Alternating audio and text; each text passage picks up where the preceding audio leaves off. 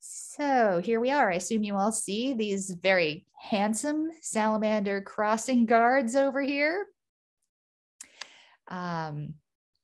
So what is it all about? We're going to start at the very beginning. Now, anyone who lives around here has already met these little salamanders. These are red Fs, or the red F'd stage of the eastern newt, or the red spotted newt. And on any warm, damp day in summer, you're going to find these guys in the road, and they're just wandering. They're not heading in any particular direction, and we can't help them because their movement is just too diffuse. But if you do see one in the road, feel free to stop and move it out. And any Vermont kid who spent time flipping rocks and logs in the woods also knows these salamanders. These are redback salamanders, and they are perhaps the most numerous vertebrate in our forest for sure. And probably there is more biomass of redback salamanders than of birds. So that's by weight. There are a lot of these little guys. Oh, but the spotted salamanders.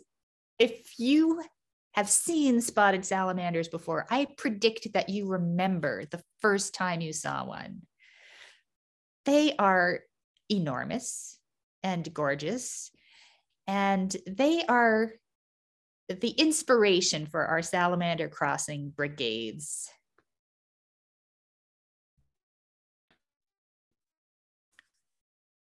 These guys, one second, let me get my little screen organized here.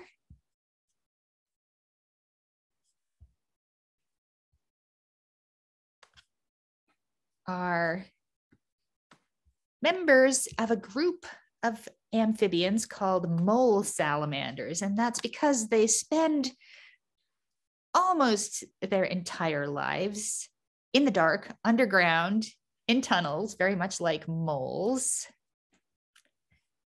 Their skins are permeable. You can kind of tell just by looking at them that they need to be moist. They're doing air exchange through their skins. So they spend their entire lives in tunnels, in cool, moist environments. The tunnels might be made by moles or shrews, or they might be places where roots of trees that have died have rotted away and left tunnels. And they eat primarily invertebrates, so slugs and worms and centipedes and spiders and a variety of insects.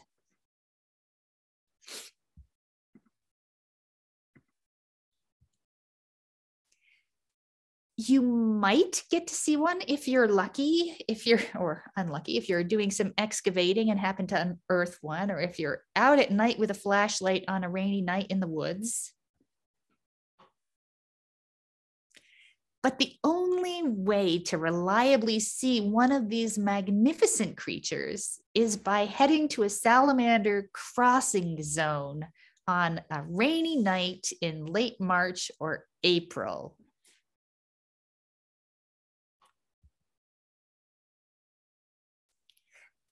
These guys are very territorial. They defend a territory of about 100 square feet. And like I said, they are living underground. They fight with each other by butting heads and rearing up and looking terrifying.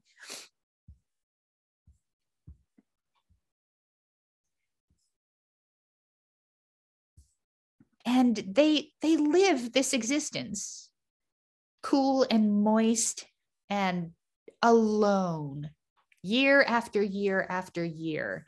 So how old do they get? Biologists have known spotted salamanders to live for 20 years, but using skeletochronology, they found a Canadian salamander had lived for 32 years. So when you are saving the life of one of these salamanders, you are really contributing to the life of an animal that has a great deal of potential.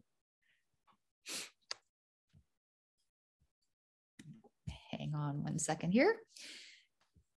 So when freezing weather arrives in the fall, they head down into their tunnels, they get down below the frost line, and they go into a state of torpor for the winter. And this time of year, this is the very exciting time of year when spotted salamanders undergo a tremendous change in their lifestyle. We don't know exactly what triggers it.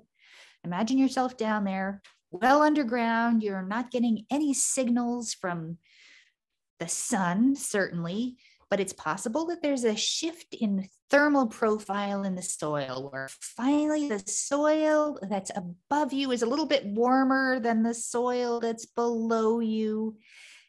And there are 3 other things that need to be in place to complete this abrupt shift in your life.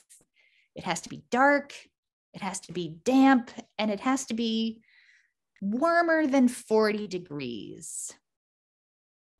And when that happens, you emerge and you head for the habitat where you were born. And this is very true of most spotted salamanders. Each spring, they return to the habitat where they, in fact, were not technically born, but hatched. And for this very brief period of time, they shed their lumbering, short-legged, earthbound bodies and become buoyant and social. The males usually arrive first, and they form these groups called congresses, and they're just interweaving mobile masses, ever shifting, balls of salamanders. And at this point, I am going to shift the screen share and introduce you to the website at Bonneville and talk about how you can become a crossing guard that will help these creatures. Oh, one more slide first. Actually, yes, we will switch over to the website.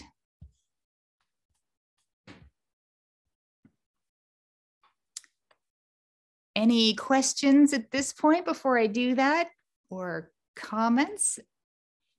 No. Okay. Did you say that they come out at night only when they do their crossing? Absolutely. It has to be quite dark for the spotted salamanders to show up, which is a bit of a pain because, you know, it gets dark rather late these days. But yep, I'm afraid dark is essential. Jeannie has a question too. I didn't really understand what you said. They shed their bodies and they're in a heap.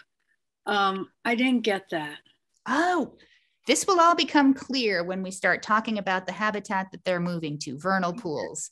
So they're leaving the land, they're leaving their solitary lives, they're leaving their tunnels, and they're all moving to meet up and breed in these habitats called vernal pools. And I'll rave about them after I tell you what you need to know to be a salamander crossing guard. Okay. So just the intermediate step, after they leave their tunnels, they are heading to these breeding habitats, and to get there, sadly, more and more of them have to cross roads. And there are very predictable locations where you will find them crossing roads, moving from woods down to these very small, special bodies of water. And more on that in just a bit. But first, how to become a salamander crossing guard. What's it all about anyway? So back to sharing the screen.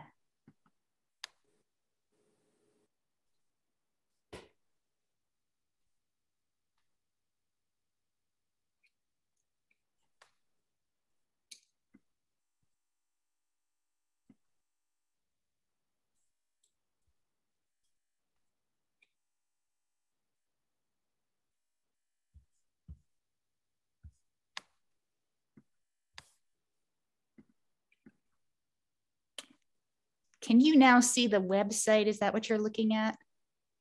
Okay. So when you go to the beak.org website, you will immediately find a way to navigate to our Salamander Crossing Guard site. Well, first, we'll just go to that homepage.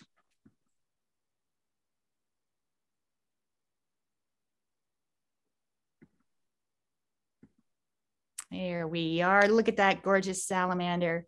So just click on the arrow right there. And here we are at Salamander Crossing Brigade's landing page. And maybe some of you signed up for the training right here. And on this landing page, you will find the essential buttons that you need once you are a trained salamander crossing guard. And we will work through these after we click to this page here, how to become a salamander crossing guard. So here you find all of the information gathered. And to start with, a couple of training videos, and I will play these for you right now. Here is part 1, getting ready.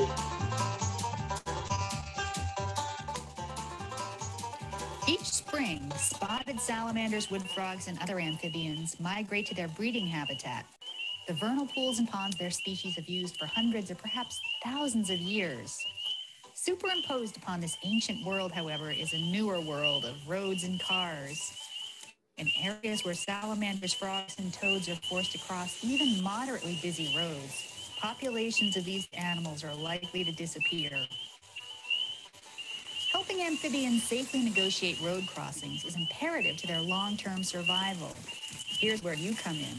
Become a salamander crossing guard. Helping salamanders is fun, but it's also important. It happens on rainy nights in late March and throughout the month of April when temperatures are above 40 degrees Fahrenheit. Salamanders wait until it's quite dark to move. Frogs may begin at dusk.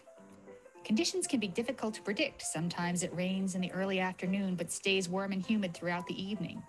Or it's raining but cold. Sign up for Beak's Salamander Hotline and we'll send you email alerts with our best predictions of when to go out. You will need these things: rain gear, at least some part of which should be light colored, a reflective vest, and other reflective materials such as a reflective armband or just reflective tape stuck to your clothing, a flashing clip-on light, a bright flashlight with fresh batteries. Bright lights can vastly increase your efficiency at finding and moving salamanders. I'm just going to pause this right here to tell you that this section of the video may be obsolete. I think there could be newer flashlight technologies. So just keep that in mind as you watch the rest of the flashlight section. I have not tested the hot new flashlights, but generally this might be true. Some volunteers have learned the hard way that an ordinary flashlight, especially one with waning batteries, might not reveal amphibians until you're upon them. If, on the other hand, you have a bright enough light, you can clearly see all amphibian movement over a large swath of road and can move quickly and confidently. Don't wait for the rain to start. Make sure you have a bright light and enough bulbs and batteries to keep it bright. You won't be sorry, and the salamanders will thank you. An example of a good flashlight is a lantern like this that uses a 6-volt lantern battery. Your typical 2D cell flashlight is probably adequate as long as it has fresh alkaline batteries. These small LED lights can be bright, but you'll find that the light isn't penetrating enough to help you see amphibians on the road. Headlamps are helpful, but you'll need a flashlight too. Make sure your hands are clean with no lotion or hand sanitizer. Salamanders readily absorb chemicals through their skin. The following items are also recommended. Salamander crossing signs help alert motorists to your activities.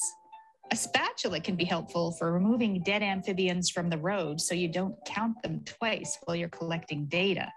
And finally, a clean bucket is often used by volunteers when they have to move many salamanders at once.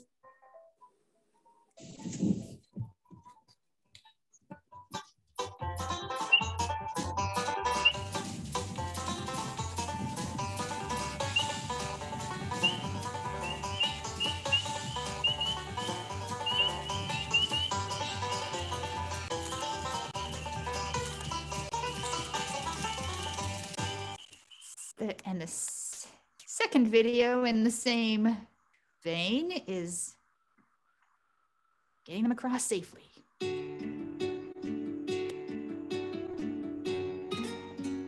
So you've received the alert, you know where you're going, you have your supplies, the night has come. Salamanders usually don't begin their trek until it is dark. Frogs may begin at dusk. Because few of them live right next to the road, it may take some time for them to arrive at the crossing zone. Because any driving after dark must be done slowly, consider arriving at your site before dark. Time to read that book that's been on your list. If conditions are good but you see no salamanders, be prepared to wait. Often salamanders don't show up until after 9 p.m. If there's a site coordinator or other volunteers, check in. You can decide how best to cover the site and share data collection. Then, with a bright light, stride briskly along your stretch of road, sweeping the light from side to side. Always check the area by your feet when changing direction or resuming activity. It may take a number of passes to identify the crossing zone. Most crossing hotspots are about 0.2 of a mile in length, though more diffuse movement happens over longer stretches of road. When you find an amphibian, pick it up gently and move it across the road in the direction it was heading. If you're not sure, move it in the direction most of the other amphibians have been moving in. Keep your feet on the street. Since salamanders are very difficult to see once they're off the road, don't step off the road unless a car is passing. While getting salamanders safely across the road is our priority, keeping track of the numbers of amphibians and species observed will help us monitor population trends and organize crossing brigades more effectively. Fill out the data form and submit it. Cars pose hazards to humans as well as amphibians. Crossing guards assist salamanders on rainy and sometimes foggy nights. With the goal of keeping cars from hitting amphibians, a potentially dangerous mix. Please protect yourselves, motorists, and the amphibian crossing program by being prepared with safety gear in advance of migration nights. Traffic usually stops by 10:30 on weeknights or by 11:30 on Friday and Saturday, depending on your site. Your own schedule dictates what time you get home. Most crossing guards leave when the traffic slows. Check under your car for amphibians before you drive away, and remember to drive slowly on your way home.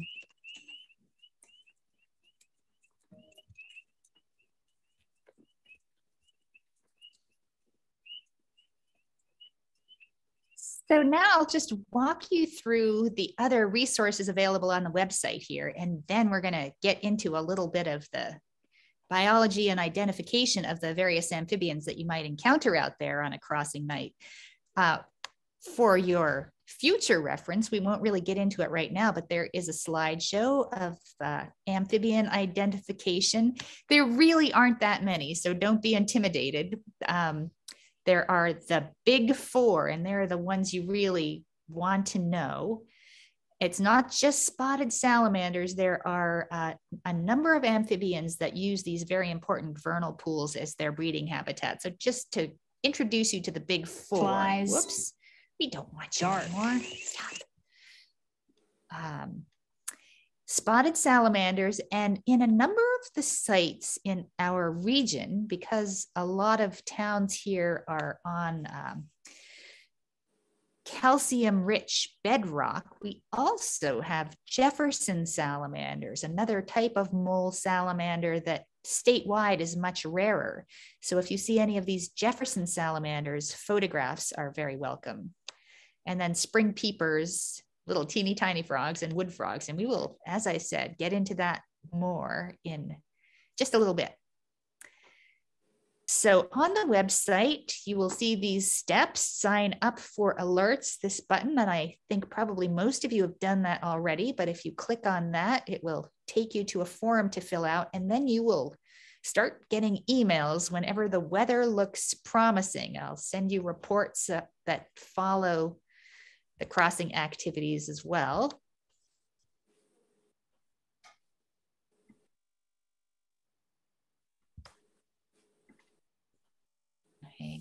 here. It's desktop reorganized. Now, finding a crossing site.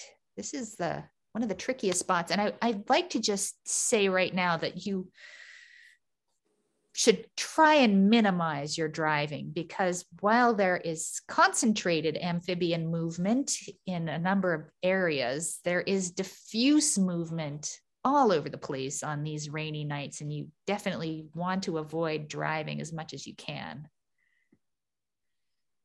So click on the Find a Crossing Site, and it will take you to the page with the crossing site map and a list of other considerations when you're thinking about a site. There are places that warm up earlier, and those are the places where we had amphibians moving on the 19th of March, which is just ridiculously early. So Huckle Hill and Vernon, I didn't get reports from there, but that's an early site. Heinsberg Road in Guilford had some Jefferson Salamanders and Peepers and wood frogs. Guilford Street, Joan, had quite a few peepers and some spotted salamanders and some wood frogs, and very exciting also, four-toed salamander. And I'll tell you about that in a bit. So the sites that have the most amphibians on big night, that's another consideration. These are sites that could really use help. And if you don't have to drive far, I recommend getting to one of these places: Grimes Hill Road in Newfane, Depot Road in Newfane. And these sites are both just off Route 30. There's very little amphibian traffic crossing Route 30, sadly. So if you're in Brattleboro and want to get to a site where you can really make a difference and not risk too many amphibians in getting there, these two sites in Newfane are ones that I recommend. Heinsberg Road in Guilford and Green River Road in Guilford are also places where a lot of amphibians cross.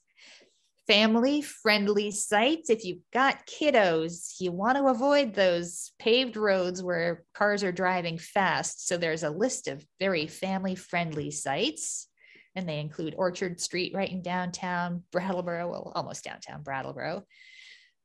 The Guilford Street site is busy early and kid-friendly, so that's a good one. So we will go from and the map itself. So it's a Google map, and if you click here, you will see the full-size map with all the salamander icons, and you can move around and you can select one. And this is the Heinsberg Road site. It's an early movement site. And then you can also figure out how to get there. Just for example, so we'll just zoom out so you get a sense of where the sites are that have been identified. So down in Vernon, Marlborough, Dummerston, some in Putney, and go up as far as Brookline, Westminster West, Athens,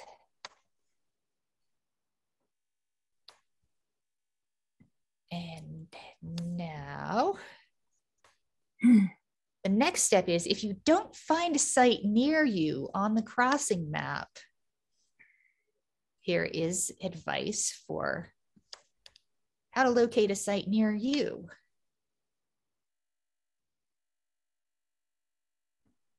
And we will just open this up as a download. So here's what you would do. Sign up for the alerts, and when it's starting to get dark, bring a friend. Definitely bring a friend, because you want someone who's driving and someone who's ready with their reflective vest on and their flashlight to jump out of the car whenever you hear peepers or wood frogs. That's a sign that you're near a vernal pool. Scan the road, and live amphibians. Here's what you're gonna watch for. Wood frogs look like little tiny pyramid-shaped pebbles in the road. And salamanders look like little sticks with one end tipped up. So if you think you see something like that, have the passenger jump out and inspect. And sadly, another thing you're likely to see is a zone of amphibian slaughter. You might see some dead amphibians in the road after dark. So if you see a spot where you see multiple amphibians, you might want to just park right there and stroll up and down for a while and count. And if you have identified, therefore, a new salamander crossing zone, please shoot me an email and let me know, and we'll get it added to the map. So fill out the data sheet, send it to me, and that's where we will take it. So you will again find these instructions on the website. Now, you can watch the forecast yourself. I will be sending out alerts, but if you're wondering, just click the Salamander Forecast button, and here on the forecast page, you will see the key and my best predictions for upcoming salamander movement. I'm kind of calling things off for tonight because it's too cold and not wet enough to get many amphibians excited.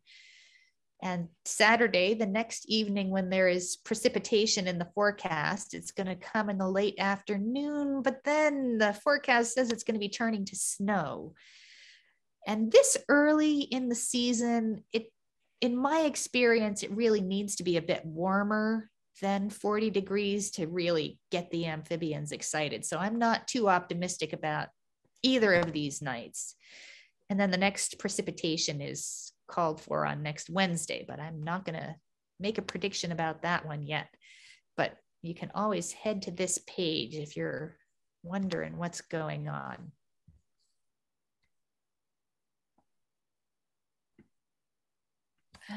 Okay, so you have already seen the list of recommended materials to bring with you, light colored clothing, all the safety equipment. You can click this link here to get a printable data sheet. But so many people these days can just bring technology with them. You can also find the online data sheet and fill it out right in the field and submit it. That would be great. Here's a button that shows you how to get there and what it looks like. So you'll just fill in your name and the site where you are. If you navigated there using the Salamander map, you'll know what our name is for that site. If you're at a new site, you can just tell us where it is or put in the name of the road in the town. And we just need your name and email address. How many people were out there crossing is very useful information. So in your group and other volunteers, date, start time and end time really helps us figure out if you were there during the peak crossing time and didn't see anything. That's very informative. If you were there earlier or later, how long you were there. Temperature. So when we're looking at all this data, it helps us figure out how to call it next time and gets us to be better predictors of when the amphibians are going to move. So let us know how it was in your local area. There's a little weather pull down menu here. So rain, intermittent showers, no rain, but the road is wet. Road dry, no rain. And then numbers of amphibians. We're asking you to count live and dead spotted salamanders, Jefferson salamanders, wood frogs, peepers. And later in the season, when it gets warm, you'll get gosh darn toads that just want to sit in the road and get warm. And they're not heading for vernal pools. They breed later and they use all kinds of different bodies of water, but they'll just show up in the road, gosh darn it. And other amphibians, you may find newts and the redback salamanders, and we'll go through all that in a bit. And your comments are always Most appreciated. Anything else weird you saw, we'd love to know about. So that's the simple and easy data form. And if you're like me, you'll want to send it in as on that night, or you will forget. So photo sharing is also very much appreciated. If you see something you don't know what it is, just take a picture and click this button, drop it in the box. And we got some very nice pictures of peepers and wood frogs and spotted salamanders from Saturday night. And we would love to be able to share some of them on our salamander gallery as well.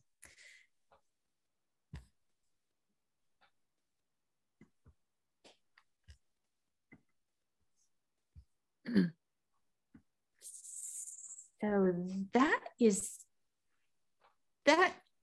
the information that you will find useful on the Beak website. So I'm gonna stop sharing again for a bit and take some questions, and then we're gonna dive into the Amphibian ID. If you wanna wait until the very end, if you have questions specifically about sites, I'd love to help you all who are wondering find the very best site to go to. So any other questions you have? Ooh, wait, I see something in the chat here that's very interesting. The bridge is closed on Depot Road. Sarah, tell us about that. The cement bridge that goes into Williamsville is closed for the whole until the fall. Oh, So, hallelujah. I had no idea. Yep. So any through traffic can't go through there. So it's pretty quiet. I mean, I'm sure there's still some cars, but it's only local traffic. Wow. Yeah. It means good things for salamanders, right? Yeah, really good. Really good. So in that case, I'm going to recommend that you go to the Grimes Hill side of Williamsville. And don't try and take Depot Road to get there like you usually would. And if there are quite a few volunteers there, keep going out Dover Road. And there's another site that gets a lot of, especially wood frogs. They really need a hand there, and spotted salamanders. Where is Spot on Dover Road? It's just through, well, I have to look at the map. It's just through the village of South Newfane. Just on the other side. Just on the other side. If I'm actually, it might be before you get to South Newfane.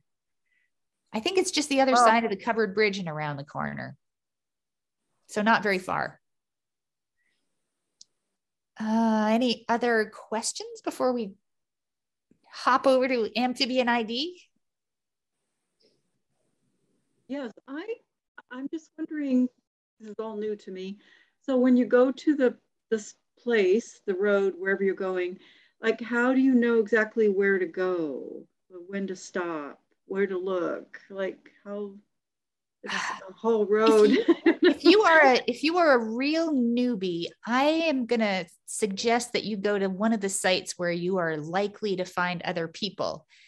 And at the end, hang in there and I will help you figure out which site that might be. And that you'll find people there who can.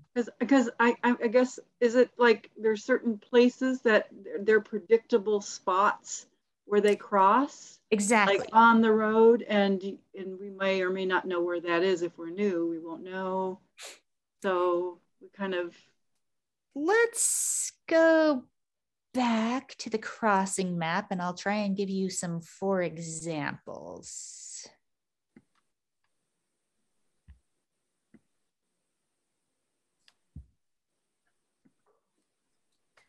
So here's the Become a Crossing Guard page, and down here is the Find a Crossing site. And Deb, where are you located? In Brattleboro.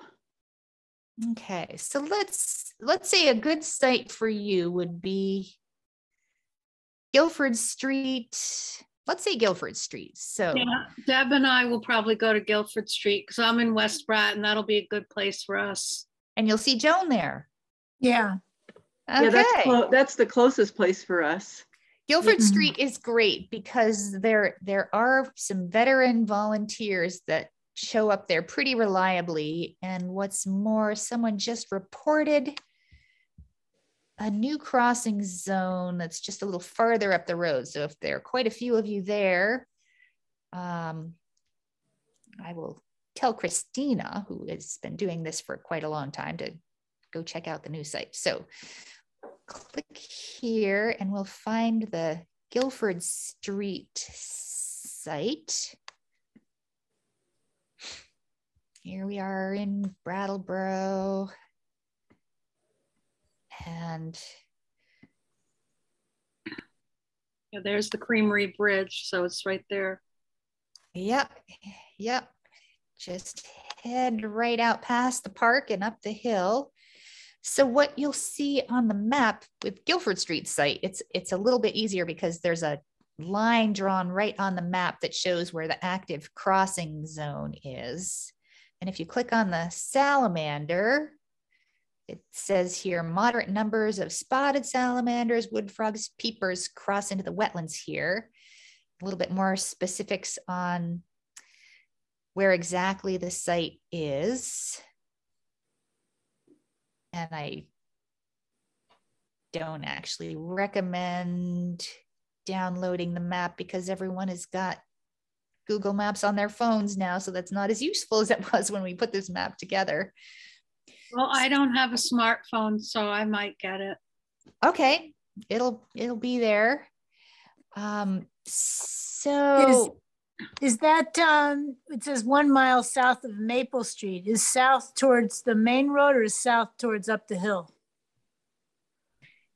oh, it's up the hill. Yeah. Up the hill. Okay, so 1 mile south going up the hill. Okay, Yeah.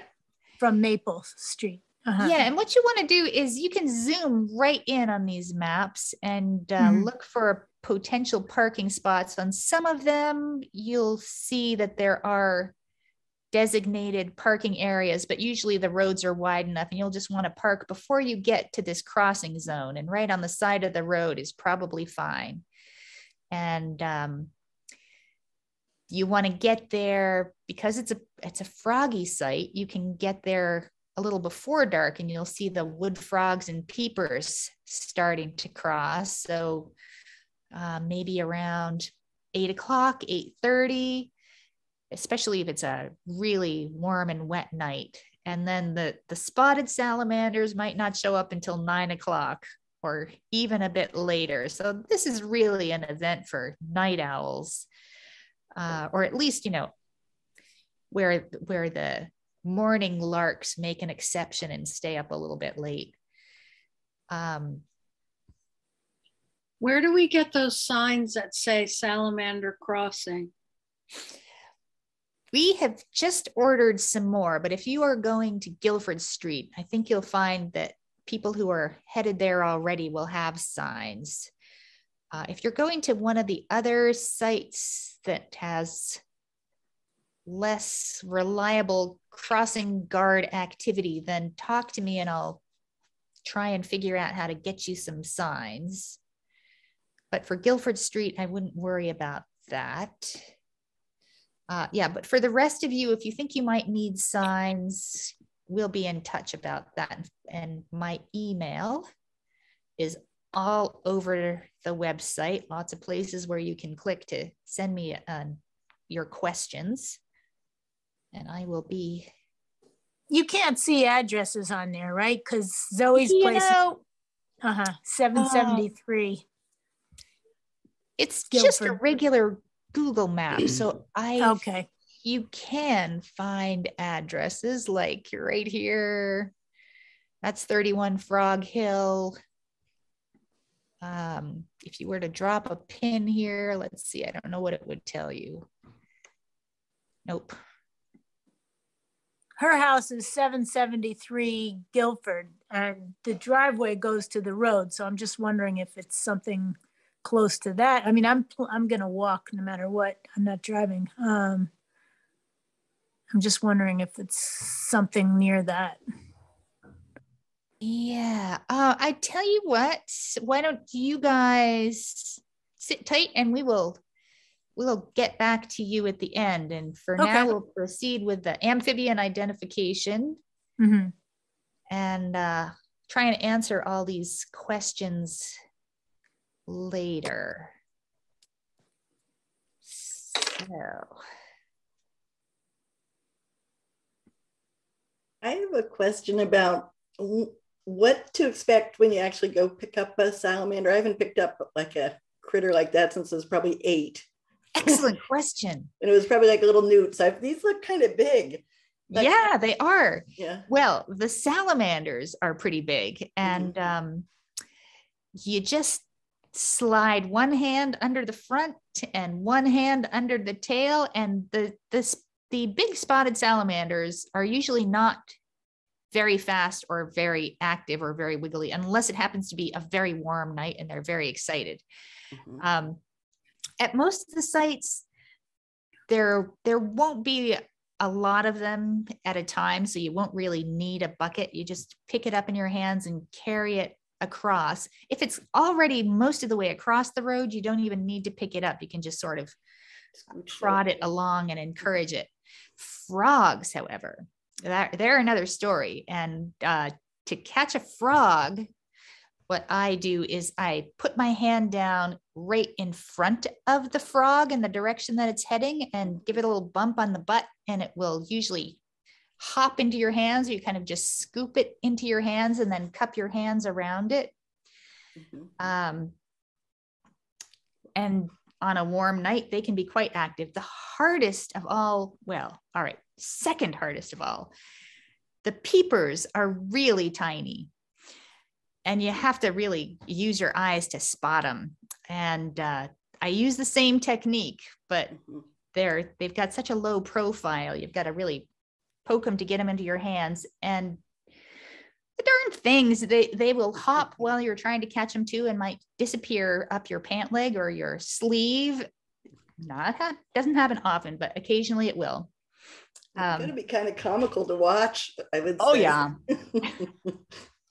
Oh boy, okay. But they don't bite or anything. They're not vicious. No, they don't bite. The one thing you might notice if you're at a busy site and you're moving around a lot and you're moving a lot of spotted salamanders, they do, if they're agitated, as they will be on a night when they're feeling very wriggly and active, they exude a worry toxin from their skin. Don't lick your hands to clean them when you get home. It's not something you have to worry about, but you might notice this goo on your hands that you'll just have to wash off. But they are such beautiful and charming creatures that I'm sure you will find it worth it. Oh, yeah. Do people wear gloves? You can wear non-latex gloves. That's certainly an option. I think I've never heard of anyone wearing woolly gloves or anything like that. I mean, if they're going to leave a slime behind. And yep, feel free to use like nitrile gloves. That would be fine. Okay, that's good.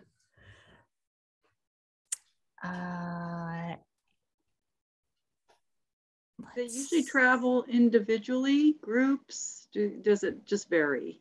Well, it's kind of a puzzle.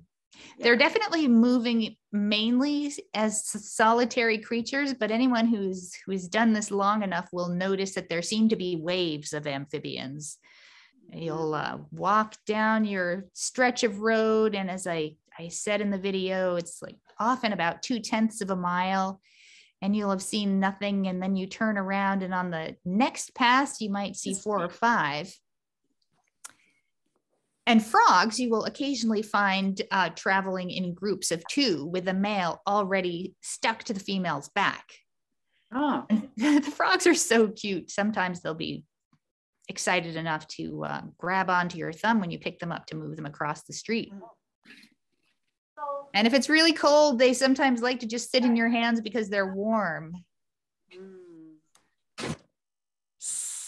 So just going to switch over to the Amphibian ID, and you can continue to just chime in with questions.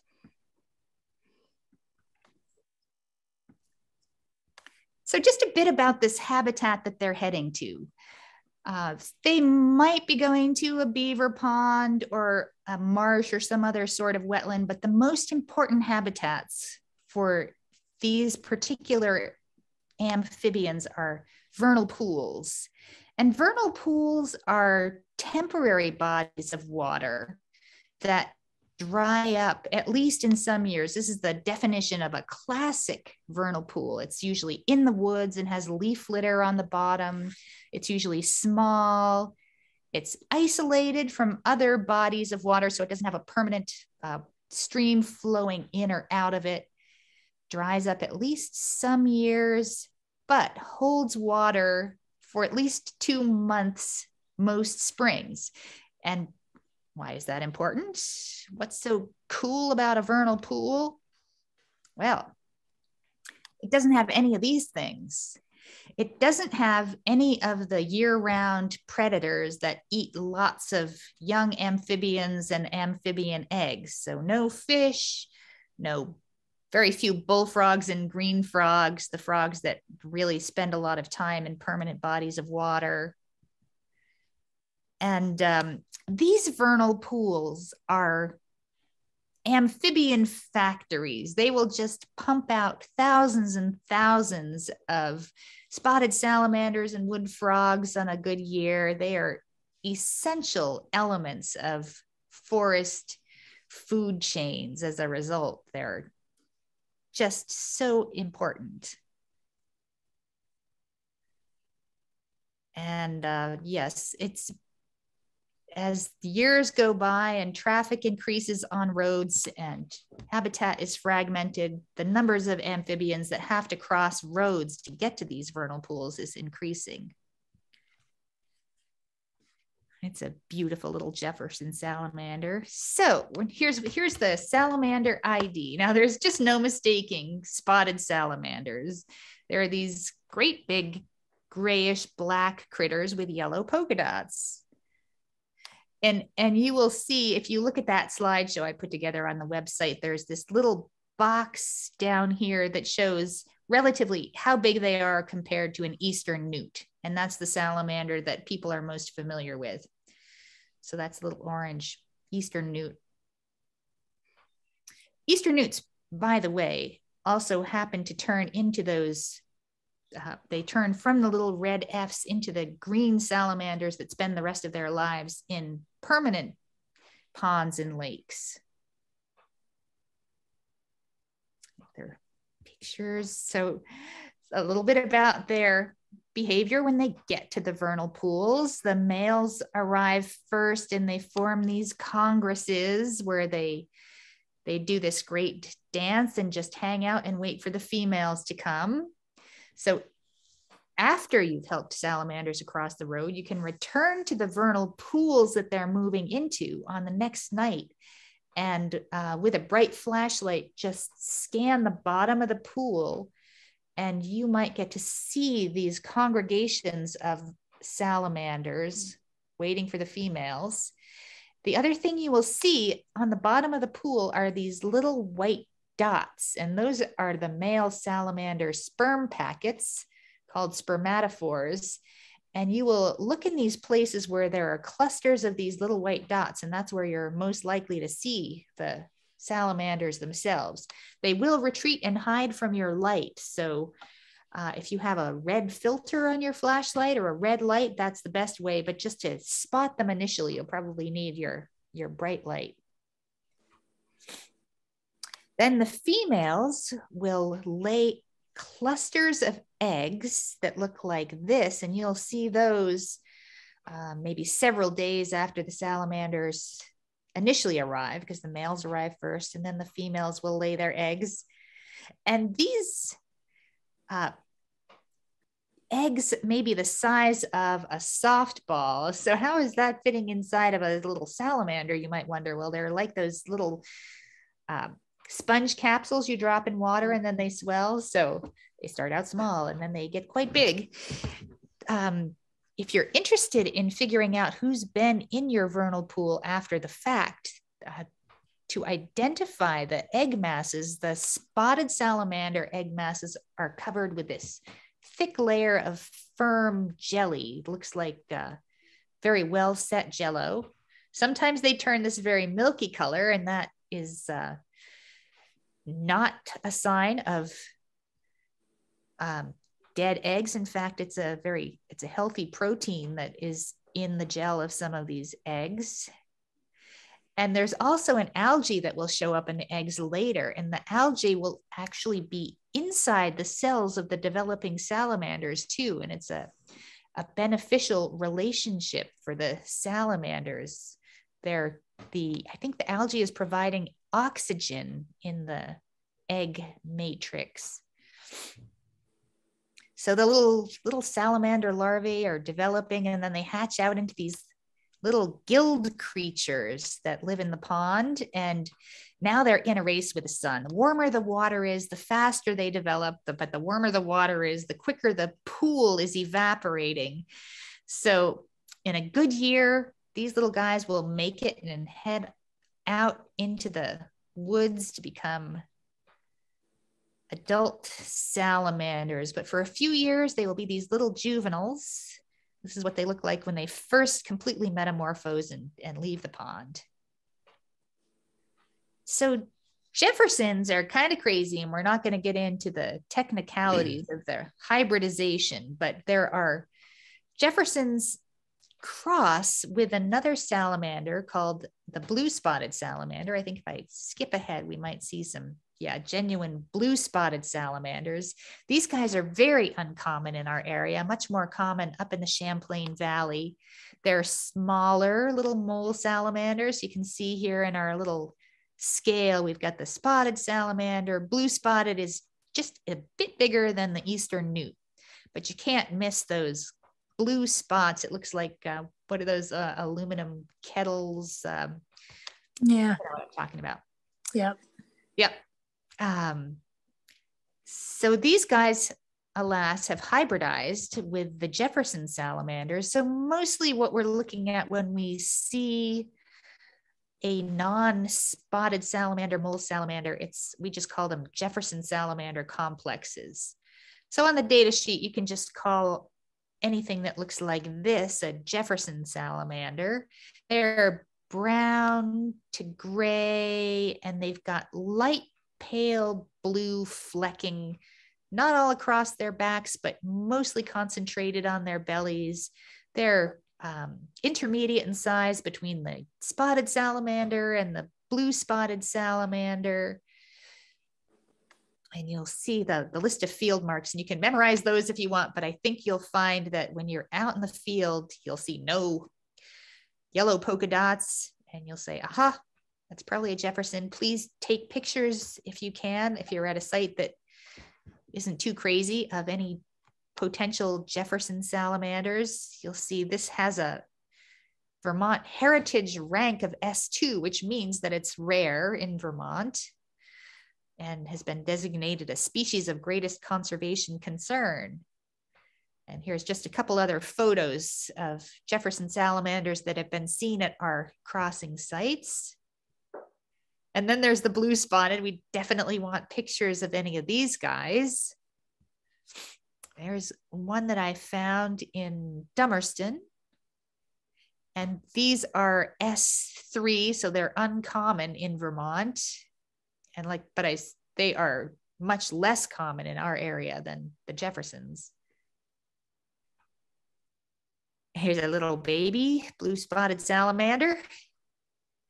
Now this is a mystery salamander. See how chunky this thing is? And it's got no spots at all. This is, I've seen two of these, and this is just a spotted salamander that happens to have no spots. So at first you might just say, oh yeah, that's a Jefferson, but Jeffersons never get quite that fat. Just go quick back up here and you'll see Jeffersons are slimmer.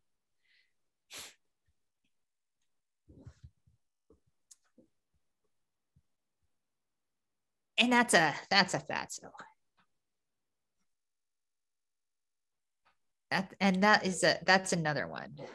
And it's the costal grooves is what you call these grooves along the side. And they're much more pronounced in the spotted salamanders.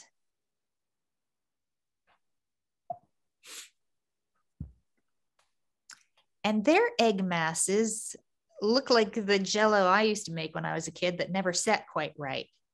So it's like runny jello, and there are fewer eggs, but they'll always be attached to a stick in the pool like the spotted salamander eggs will. And there's a little baby. Wood frogs. Some of you may see a lot of wood frogs out there on crossing nights, and these guys will have just emerged from sleeping all winter underneath the leaf litter in the forest, where they will have been little froggy icicles. They have antifreeze in their little froggy bodies, so they will literally freeze up solid, and it will not cause damage to their cells. You'll recognize them because they have little bandit masks, and they are essentially the color of the forest floor. They look like dried leaves, so very well camouflaged. And from a distance, they will look like little pebbles, little pyramids in the road.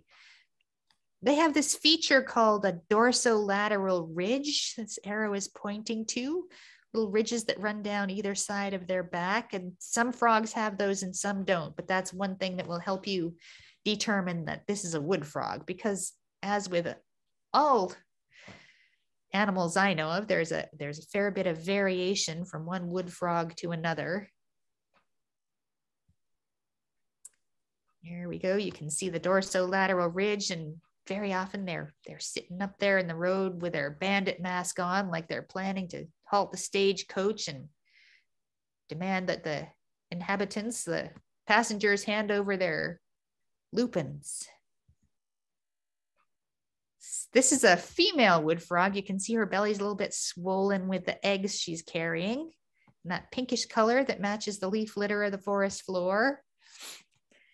And when wood frogs mate, the males will climb on the back of the females and hug them for dear life. And the fertilization is external, and the egg masses of wood frogs look like tapioca. There is no additional layer of jelly that surrounds them, so you can really see the bumps of the individual eggs. And the clusters within a week will just form this film across the top of the pond as the little tadpoles develop inside. And when they hatch out, they just look like little commas scattered all over the bottom of the pool, and quickly go through that process of metamorphosis that you're all familiar with the tadpoles eventually growing legs, and their tails become incorporated into little froglet bodies. Spring peepers. Oh my gosh, these guys, tiny, tiny little frogs, but boy, could they make a lot of noise. And they will start singing very soon, and they will keep on singing right through early to mid-June, which just boggles my mind. I have no idea why they keep singing that long. You'll see these little guys do not have those froggy dorsolateral ridges. They have just a smooth back, and they have this little X-shaped mark on their back. So 1 to 1.5 inches long. You do have to watch your feet so you don't step on these guys. And if they're close to the edge of the road and you can just encourage them to hop off the road, that's a very good strategy. They are almost tree frogs. They used to be called pseudacris, false tree frogs, but they do have little adhesive discs on their toes so they can stick to vertical surfaces. And they're a little bit less fussy about what sort of wetland they'll head to. So you'll see them in vernal pools and marshes and beaver ponds. There's another one. And they just lay single eggs that you probably won't find. In fact, once they're in the pond, you won't find them either. They really become invisible. Even when they are making a din, it's almost impossible to find one. The spring peepers are hard to pick up. The eastern redback salamanders are almost impossible. They've got really short legs and a very low profile, and they are squiggly as quicksilver, and they can get right down in the cracks between the little stones in the asphalt. And so I have learned if I'm at a crossing site where I'm finding some of these guys, that credit card or a piece of paper or something really flat like that, and you can encourage them to climb onto that and then hurry them across. These guys, as I mentioned earlier, are the most abundant salamanders in the forest, and they are often moving from drier wintering areas to wetland areas, just wetter areas to spend the summer. And there are some crossing sites where you're likely to see these guys, and they're a little bit smaller than the eastern newts. And they come in a lot of different color morphs. Some of them have red backs and some of them don't, but their belly is salt and pepper speckled. It looks a bit like granite, and that's important to know because of one of the next species that's coming up here. Not this one. You'll all recognize the eastern newts, and again, they're not heading to breeding habitat. They're just juveniles wandering around. You can see they have got this slightly rough skin. It's glandular, got these little red spots with the black circle around it. And it will, in a number of years, they will metamorphose into those pond salamanders that you're all familiar with, the olive green, shiny ones with the keel tails. And they will spend the rest of their lives living in ponds. So they're interesting critters in their own right, but not usually a big part of amphibian crossings. And the toads, the toads. You'll recognize toads because they are very warty. And I don't think you guys need to worry about distinguishing American toads from the other very rare toad that sometimes shows up in Vernon. But you'll see that they have these black spots on their back, and in each black spot, you'll see one or two largish warts, and they have speckled bellies. Any toad you see is very, very likely to be an American toad. This is the rare Fowler's toad, and it really will just appear in sandy places in Vernon or near the Connecticut River. But if you happen to pick up a toad and notice that it has a very white belly, maybe just one black spot on the chest, it could be a Fowler's toad. And if in those black spots on the back, it has multiple itty bitty warts instead of just one or two biggish warts, like you see down here, we would really love a photo of that. There has not been a Fowler's toad documented maybe 10 years in our part of Vermont. I think there may have been one actually just a bit farther north in the Connecticut River Valley.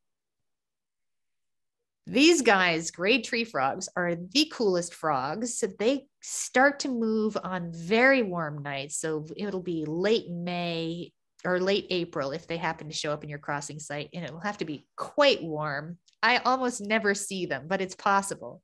And they look kind of like toads because they've got warts, but they are really tree frogs. They've got the adhesive discs on their toes, and they're very athletic. So they will hop and they will stick to you, and they will stick to anything you're trying to carry.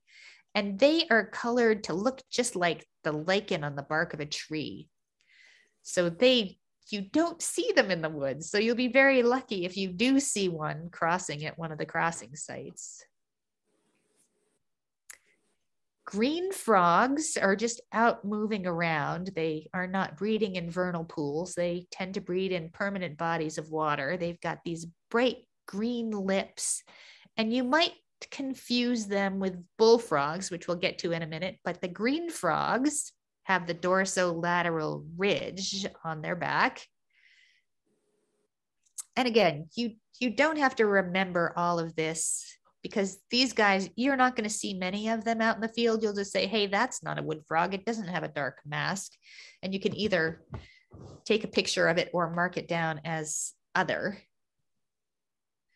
Bullfrogs also have the bright green lip, but they do not have dorsolateral ridges. They have little bumps and spots and a little ridge that runs from their eye right around their ear, like they're wearing glasses. These guys I see at the crossing site I go to in Marlborough. They're Pickerel Frogs, and they have very fancy bronze coloring and rectangular spots that are neatly arranged down their back. I think of them as very dapper frogs, and they have a bright yellow waistcoat. If you were to pick them up, you would see yellow on the inside of their legs there and on their bellies. So the four-toed salamander is one that we were talking about before we got started here this evening, just chatting amongst ourselves, because some of these have turned up at the Guilford Street crossing, and we think that they might be in other places too. They're very easy to mistake for a redback salamander, but if you look at their bellies, you'll see that it's a very white belly with black scattered spots. There are some other things that are a bit different about them too, but that is the clear diagnostic for four-toeds. You can also count the toes. They've got 4 toes, I believe, on their front feet, but a photo will do. There's the belly. This is a mole salamander that has not been found in Vermont, but has been found very nearby in New Hampshire and Massachusetts. The marbled salamander breeds in vernal pools in the fall. So you're also extremely unlikely to find them at crossings. But if you do see a weird looking salamander that looks like that, it's kind of chunky but smaller than a spotted salamander, please take a picture. That would be remarkable. We are expecting to see them someday here. So that is the end of the amphibian ID portion. And I will now attempt to address your questions. So it's 6:44, and I would like to officially conclude. For those of you who have done this before and would like to get on with other things, feel free to do so at this point, and thank you very much for coming. And for the rest of you who still have questions and would like to have some recommendations about where to go, hang around and we will do that. Let's see if we have any other questions. Okay, signs, we'll talk about that. And Sarah, you need a sign for auger hole, so we'll communicate via email to figure out how to get you signs, because you will need signs there. All righty. So thanks again for coming, everyone, and those who would like their questions answered, stick around. Thank you. Thank you. Bye. Oh, Grace, where are you Hi going to there. cross? I not done this before, but I live in Vernon, so I was thinking of Huckle Hill, and or maybe in Guilford, because you mentioned Huckle Hill is a little bit early. And I guess my question is that, are there people already on Huckle Hill? Like if I would go there, if I got an alert and I would run into other people there? That would be great, Grace, because there have been people who've gone there in the past, but I have not gotten any reports from Huckle Hill for years. So let's just head over to Huckle Hill for a moment.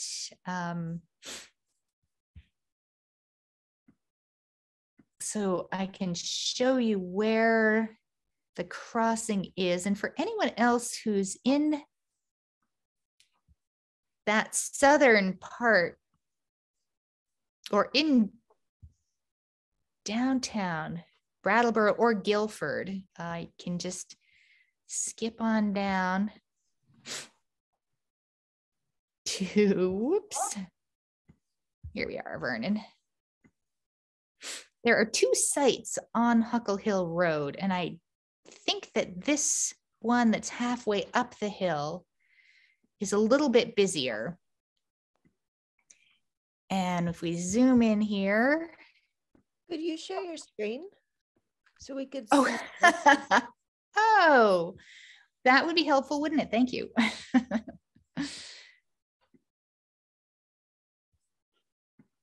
Okay.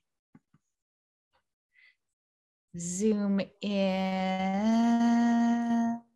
to Huckle Hill Road, and there is a pond. Another thing that's helpful is if you cruise your site in the daylight, and then you'll have a better idea of what the landmarks are. There's a pond in the backyard of this house, I think, that's not showing up on the map, but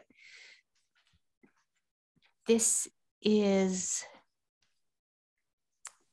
where I'm told the crossing is. So in this zone right here. So you can just find a clear spot on the side and hike back and forth for a bit. And if it's a good night, you will see amphibians. And you'll also notice that there's another spot right here. I don't know where the wetland is, but I've had reports of them crossing right near the Pond Road. intersection of Pond Road and Huckle Hill. So other sites, other questions? Well, I have some questions. Okay.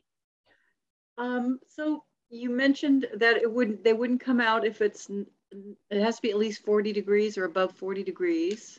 Right. And also if there's no water, like they won't come out, right? If there's right. no road, there's not raining, or if it isn't kind of a rainy time where the roads are wet. Yeah, so just if you sign up to receive the alerts, I'll let you know a few days in advance when I think there's going to be a salamander migration happening, and I'll send those out on the day of as well to let you know where I think there will be activity and what time, and if it's going to be a midnight or if you happen to be in the neighborhood, go and check sort of night. And those happen frustratingly frequently. So another thing that often happens is that the perfect conditions for amphibian movement come together after 10 or 11 o'clock at night. And when that happens, we all just go to bed and read a book because we aren't too worried about traffic on the roads. You're very welcome. That's another question. That was the other question I had, is like, how late do we go? How do we know how late to go? You can head home whenever you want.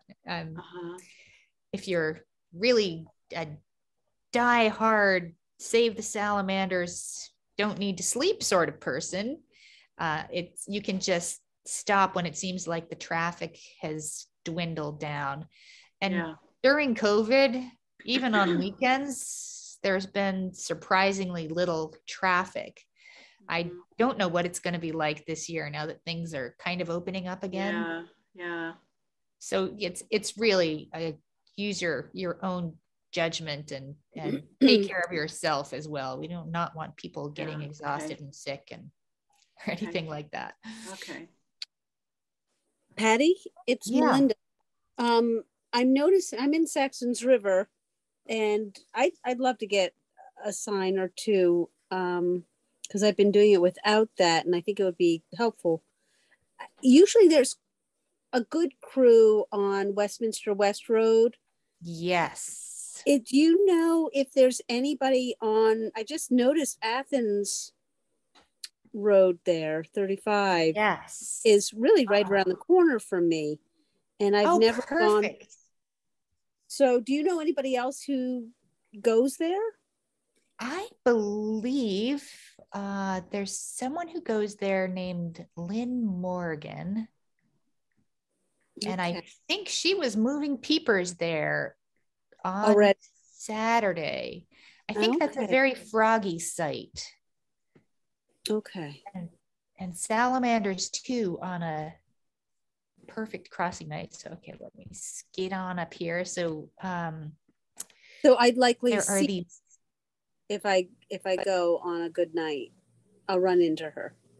I think she's pretty dedicated, and there are a couple of others. So, is it this site here that you're thinking of? Well, actually, I'm closer to 121, that intersection with 121. Okay, let's look at that one. I mean, they're pretty close together. I'm not sure which site Lynn goes to. If you want, let's be in touch by email. Well, let's be in touch by email anyway, so we can make sure you get signs, and I can let you know which site other people have been going to and what they've been seeing. Okay. I love company. I've been doing it by myself for a couple of years, and it's much better with company. Yes, it is. And this is where you've been going. I've been going, West Road. Oh, right. You've been on West Road. Okay. Yeah. So this is where you would like to go. Okay. Gotcha. Yeah. Okay. I mean, unless you need coverage, I'll go wherever you guys need coverage. Well, if you are closest to this site, I know that there have been a lot of frogs on these sites here on Athens Road. Going to Grafton is just such a killing field. It's horrible. Oh, is that right? Yeah, but that's a long stretch. That's like 4 miles, and it's almost all. It's all crossing. That's right. It's just solid wetlands across there, isn't it? Oh, but I've been talking with folks at the. What's that? Well, I was going to say that I know a couple people along that road, live along that road, and I bet they would participate. That would be fantastic. I've been in communication off and on with folks at the Nature Museum in Grafton, and we've been hoping to do a joint training, and maybe it's not too late to schedule something this year and try and do some recruiting in that neck of the woods. Yeah, they should be involved for sure. Yeah. I have 2 questions. Yeah. Okay. How can I gain access to the map through the Bonneville website or through the registration? Yep, through the website. So if you go to beak.org and the salamander page, let me see what other tabs I have open here. I can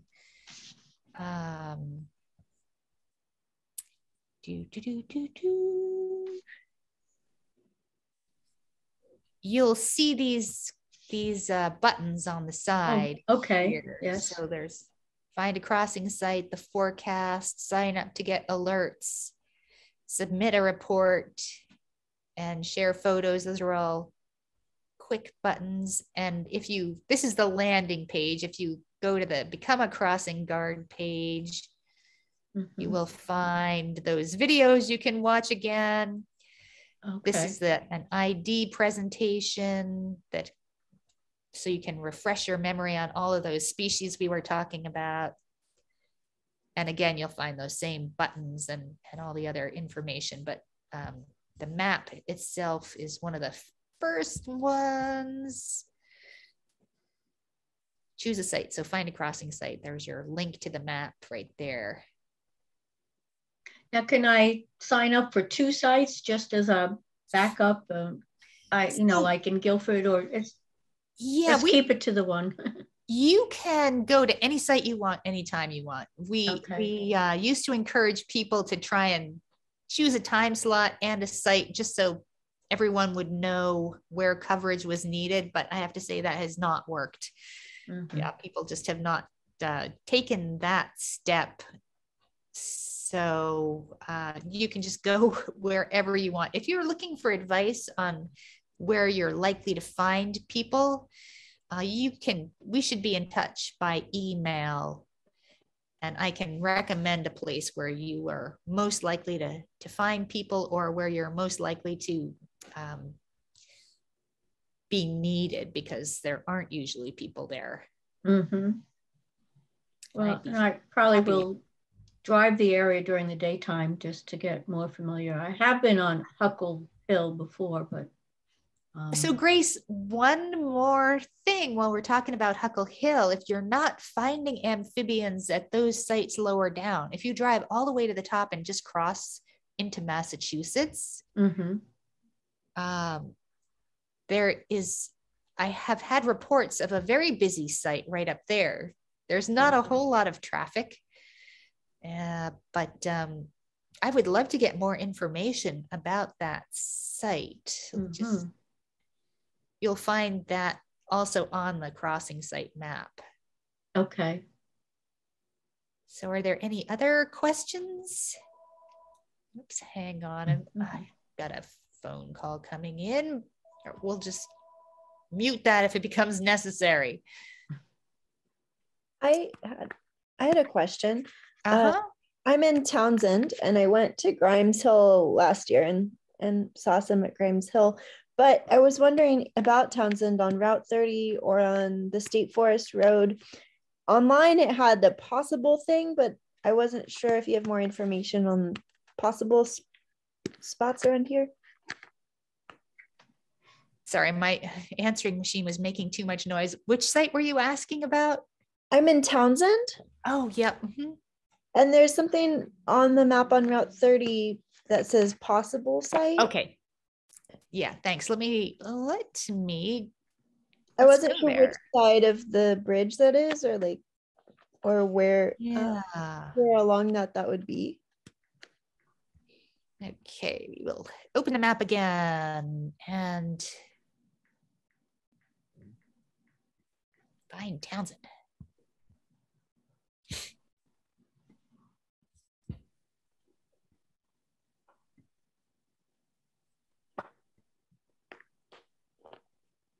Okay, so is this the spot you're thinking of below Riverbend Market, or is it? Yeah, that, or are there other places in the area?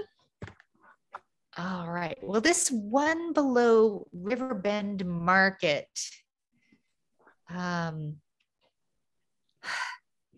is a hairy stretch of road. I mean, it's fast traffic, but it's not on a curve or anything. So it would be great to get some information there. And I think that salamander is placed right where on the north side had of the report. See if we can detect a wetland in that area. Yeah, because I wonder if they could be.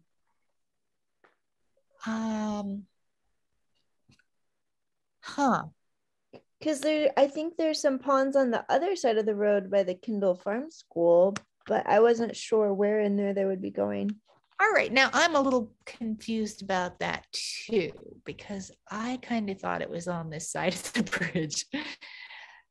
What I guess I would ask you to do is go out on those nights and do a slow cruise, as slow as possible on that road where other people are coming up on your bumper, and see if you can help us figure out just where that site is and if it needs help. It'd be great if some Kindle Farm kiddos were able to help out on those nights too. That would be very helpful. Okay. It has been a while since I've had a report. Not a lot of information for that. I'm afraid not. Okay, cool. And do you know anything, like on State Forest Road, there are some pools that have a ton of spring peepers. Do you know if there's been any salamander reports for those? I've not had any reports. Well, we have a report. Get back into our bodies. We're getting ready to start in with our crossover. All right. I don't think that was any that was useful information. So but not like up further up by like Townsend State Park. Yeah, like and between that and the there's a couple pools around there that have a ton of spring peepers. So, but do you have any information on salamanders? I have not had any reports from that area. Okay. I guess we keep to ourselves too much in Townsend. Absolutely. Yeah, I would love to get more information about that area. And I think roping in the folks at the Nature Museum in Grafton would help. Okay, thank you. Any other questions?